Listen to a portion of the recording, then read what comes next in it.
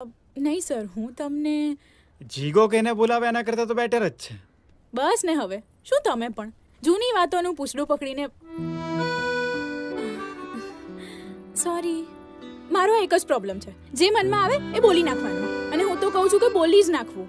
બધું હૃદયમાં અંદર ભરીને રાખીએ તો કોક દિવસ હૃદય પોળું થઈને ફાટી ના જાય. તમારું શું કહેવું છે? રાઈટ.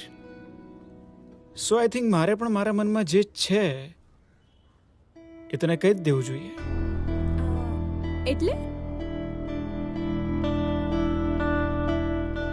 એટલે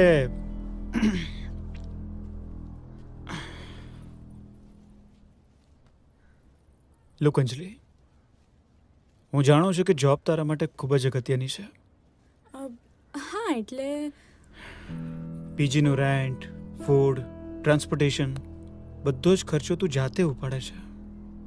પણ હું મેનેજ કરી લઉં છું. ઓફકોર્સ તું મેનેજ કરી લેતી હોઈશ, બટ યુ સી એક સ્મોલ ટાઉનમાંથી મોટા સિટીમાં આવી સપના પૂરા કરવા માટે, પૈસા કમાવા માટે, યુ નો.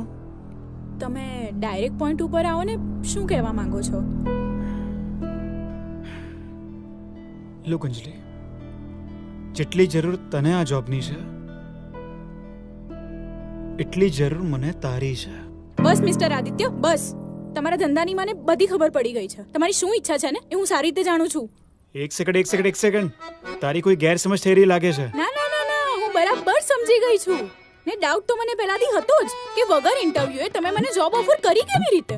લેવા માટે સ્પેશિયલી ડ્રાઈવર મોકલ્યો ને ડ્રાઈવર ઓફિસ લઈ જવાને બદલે સીધો અહીં ઘરે લઈ આવ્યો. ગામડાની છું પણ ગમાડ નથી. તમને જરાય શરમ પણ ના આવી આવું વિચારતા? તમે પૈસા ફેંકશો એટલું કંઈ પણ કરવા તૈયાર થઈ જઈશ. પણ ના, નથી જોઈતી મને તમારી નોકરી. રાખો તમારી પાસે.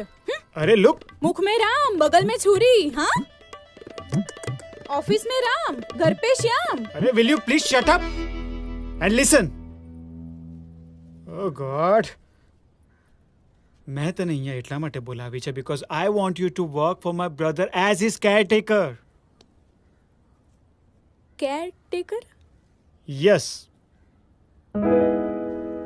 અંજલિ, મોટા બેની કન્ડિશન તો તું જાણે જ છે. ક્યારે શું કરી બેસે કઈ કહેવાય એમ નથી, અને મારા સિવાય કોઈનું માનતા પણ નથી. પણ ગઈકાલે જેવી રીતના તું એમને વઢી, એમણે કઈ રિએક્ટ જ ના કર્યું. તે ચૂપચાપ બેસવાનું કહ્યું અને એ બેસી પણ ગયા. हाँ, तो તો અંજલિ, એમણે તારી વાત માની.